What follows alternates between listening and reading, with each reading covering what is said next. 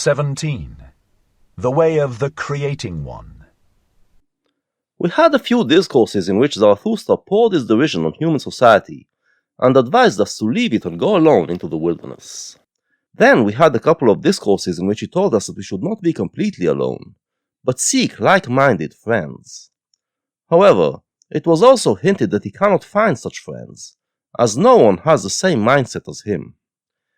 In The Way of the Creating One, he finally deals with what it is like to be completely alone, and the result is one of the most powerful and beautiful chapters in the book. Wouldst thou go into isolation, my brother? Wouldst thou seek the way unto thyself? Tarry yet a little and hearken unto me. He who seeketh may easily get lost himself. All isolation is wrong. So say the herd. And long didst thou belong to the herd. In The 1001 Goals, he told us that the individual is a late creation. Humans were first huddled in herds, and the herds developed a collective morality. Note that this goes against the claims of the philosophers of enlightenment, who regarded human society as the result of individuals getting together and agreeing to adopt a common law. On the contrary, says Zarathustra, first came the herd, and the people in it had no individual consciousness. The conscience that every individual had was thus shaped by the morality of the herd, by collective thinking. Today, we have individualism, but most people are still born into herds. And since your mind is shaped by the herd you were born into, your conscience, at first, is telling you that rebelling against the values of the herd is wrong. The voice of the herd will still echo in thee, and when thou sayest, I have no longer a conscience in common with you, then will it be a plaint and a pain. Lo, that pain itself did the same conscience produce, and the last gleam of that conscience still gloweth on thine affliction. There is a moment when you can no longer identify with the values of the herd you were born into. It is a painful moment, because even if you already don't believe in the values, the conscience that was created by these values still tortures you. To go it alone, you will have to overcome these pangs and develop a new morality. But thou wouldst go the way of thine affliction, which is the way unto thyself. Then show me thine authority and thy strength to do so. Art thou a new strength and a new authority, a first motion, a self-rolling wheel? Canst thou also compel stars to revolve around thee? This is the moment of truth. You can no longer believe in the values of the herd, but that doesn't mean that you are ready to be an individualist.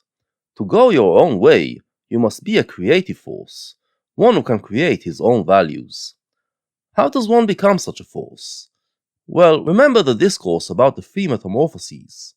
You go into the wilderness only after you have learned and accumulated knowledge and spiritual powers, and then you fight against what you learned and try to refute it. Through that, you develop these creative powers.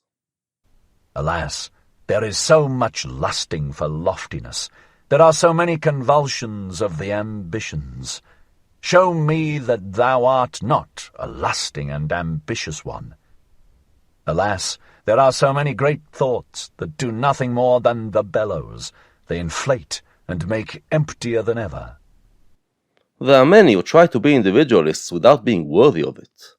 They are driven by ambition that has no spiritual powers to support it. Free dost thou call thyself? Thy ruling thought would I hear of, and not that thou hast escaped from a yoke. Art thou one entitled to escape from a yoke? Many a one hath cast away his final worth when he hath cast away his servitude. Free from what? What doth that matter to Zarathustra? Clearly, however, shall thine eye show unto me, free for what? Here he makes the important distinction between freedom from and freedom for. Some believe that they are free by simply rebelling against the culture they grew up in, but Zarathustra stresses that this is not enough. You have to create something new, a new way of life with new values, in order to be truly free. If you are incapable of doing that, then you're better off remaining part of the herd. Better to have herd values than no values at all. Canst thou give unto thyself thy bad and thy good, and set up thy will as a law over thee? Canst thou be judge for thyself, and avenger of thy law? Terrible is aloneness with the judge and avenger of one's own law. Thus is a star projected into desert space, and into the icy breath of aloneness. Here, he starts to talk about how hard it is to be alone, and we hear Nietzsche's voice behind Zarathustra's beautiful poetry. Nietzsche was a lonely man who knew what he was talking about. Creating new values is hard enough, but it is even harder to live up to those values. Since there is no one forcing you to do so, your own willpower must be the one compelling you. It takes a strong character. Today sufferest thou still from the multitude, thou individual. Today hast thou still thy courage unabated, and thy hopes. But one day will the solitude weary thee. One day will thy pride yield, and thy courage quail. Thou wilt one day cry, I am alone. One day wilt thou see no longer thy loftiness, and see too closely thy lowliness. Thy sublimity itself will frighten thee as a phantom. Thou wilt one day cry, all is false. At first, when you are still not completely free of the mindset of the herd, you still enjoy the rebellion, still enjoy your freedom from. You don't feel alone, since you are engaging with outside values. But once you are free, and living by your own values, it is a constant battle to overcome your own doubts. Your pride is what keeps you going, the eagle that lifts you above these mental obstacles. But your pride might sometimes yield, and you will feel like it's all for naught. The realization might hit you that you may be loftier than the herd, but you are still nothing but a man, a lowly creature. Then your loneliness will become frightening and painful. There are feelings which seek to slay the lonesome one. If they do not succeed, then must they themselves die. But art thou capable of it, to be a murderer? Hast thou ever known, my brother, the word disdain, and the anguish of thy justice in being just to those that disdain thee? The individualist, the creating one, must overcome these feelings that drag him down. But this would entail killing parts of himself, and he must be prepared to do so. He must also be prepared to withstand the scorn of others, and grant them the justice that they refuse to grant him. Thou forcest many to think differently about thee. That charge they heavily to thine account. Thou camest nigh unto them, and yet wentest past. For that they never forgive thee. Thou goest beyond them, but the higher thou risest, the smaller doth the eye of envy see thee. Most of all, however, is the flying one hated. The mediocre people, who remain in the herd, will envy you for your greatness, and will hate you for making them feel small. How could ye be just unto me, must thou say?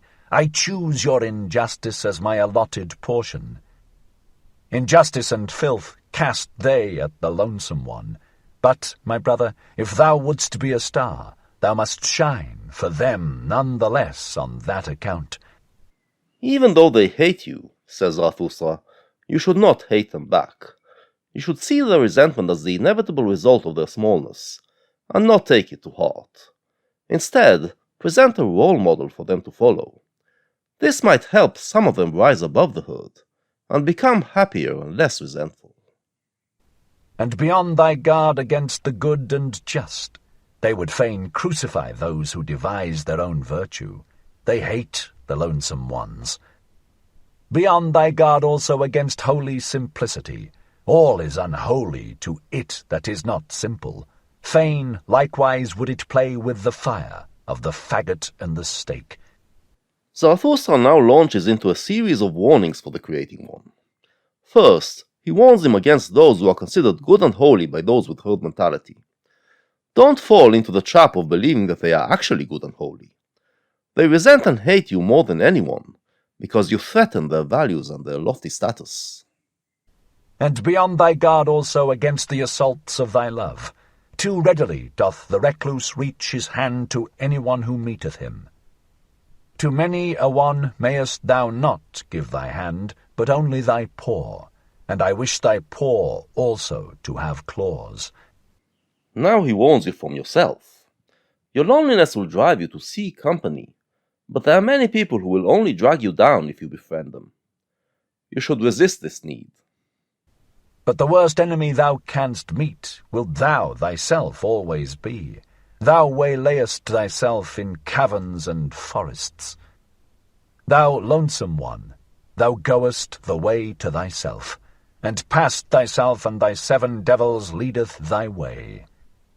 A heretic wilt thou be to thyself, and a wizard and a soothsayer, and a fool and a doubter, and a reprobate and a villain. First he warned you from other people. Then he warns you from your feelings towards other people. But the biggest danger is your relationship with yourself. Before, in a discourse titled The Despisers of the Body, Zarathustra said that your body is a plurality with one sense, many forces that are working together in one organic system. But if you are left alone, the friction between these different forces will be amplified. You will be challenged by many things that are within you. Ready must thou be to burn thyself in thine own flame. How couldst thou become new if thou have not first become ashes? Thou lonesome one, thou goest the way of the creating one. A god wilt thou create for thyself out of thy 7 devils.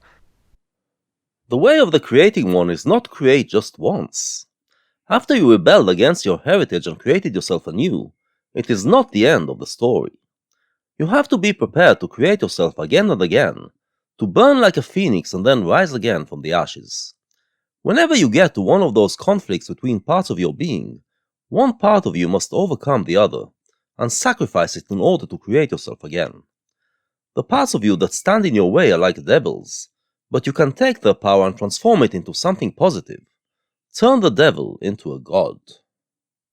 Thou lonesome one, thou goest the way of the loving one.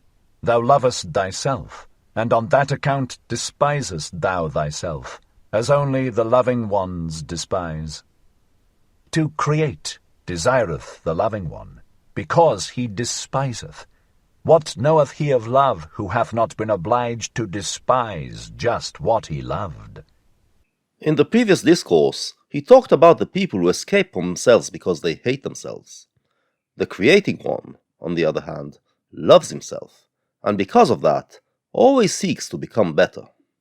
He knows that he is nothing but a man, a lowly being, and he despises his human nature for it, but it doesn't drive him to hate himself. Rather, it drives him to shape and reshape himself, trying to surpass all that is lowly. With thy love, go into thine isolation, my brother, and with thy creating, and late only will justice limp after thee. With my tears, go into thine isolation, my brother. I love him who seeketh to create beyond himself, and thus succumbeth. Thus spake Zarathustra. After all the warnings, Zarathustra encourages you to do it. If you go your own way and overcome all those dangers, you will be rewarded with happiness. Eventually, you will also be vindicated, and people will come to realize your greatness and your value for them. I believe Nietzsche is partly pep-talking himself here, and time has proved him right.